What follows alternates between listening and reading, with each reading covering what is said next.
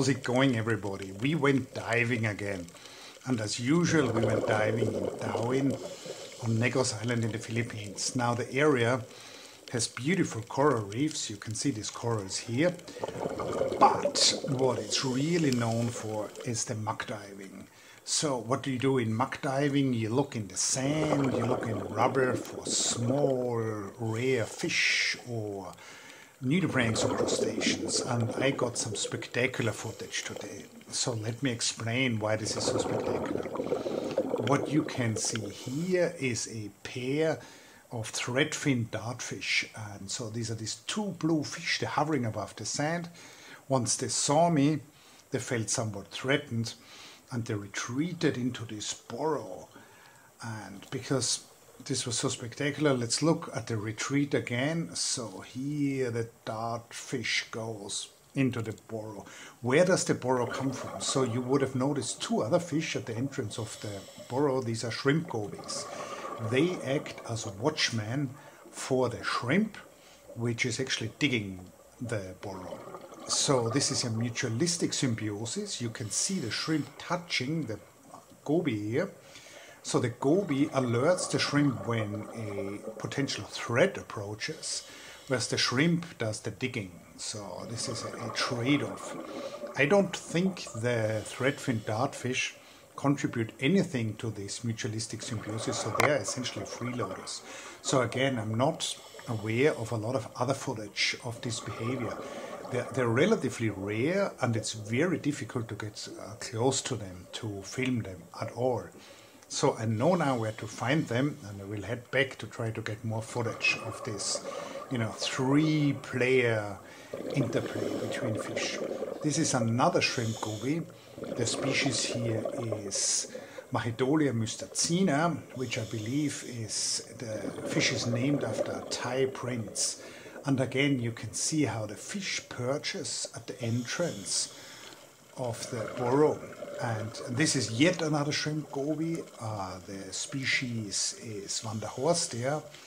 I'm not quite sure which one of many Van der Horstia species this one is. And again, you can see there is the slope. The burrow is right behind the fish. The shrimp is underground right now, and these fish are just vigilant watchmen at the entrance of these burrows. I set up a web page actually a few years ago describing this symbiosis. So more gobies.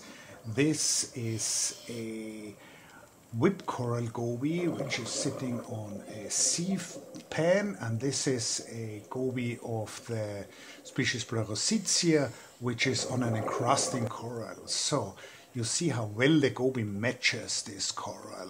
Fascinating little fishes. You also see how the eyes are sloped upwards to see everything perfectly. Now here, this is one of the smallest living vertebrates. This again is a goby, of course, and this I believe is Eviota stigillata. So this fish is barely a centimeter long, and this is an adult fish. It's not a juvenile. So amazing at what small sizes these animals live.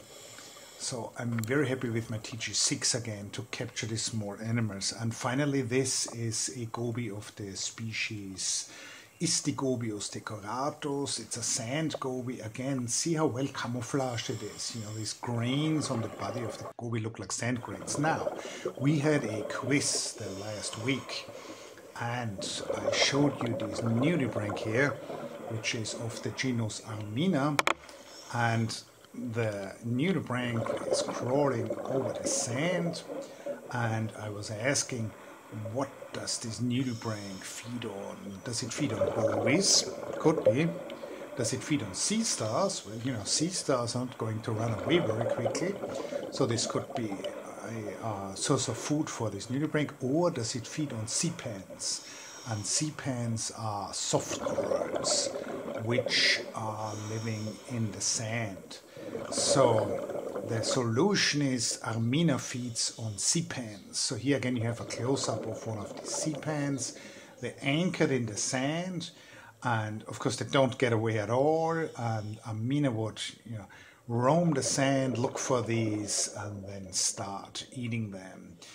The sea pens are pretty abundant in some of the sandy areas in Darwin, so this is a rich food source.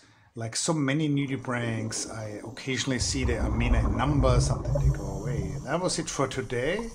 I hope you enjoyed this, and I hope to see you again on the next video.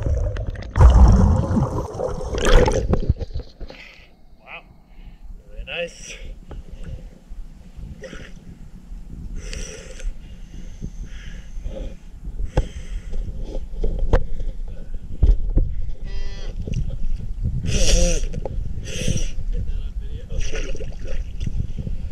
There's something left in my face.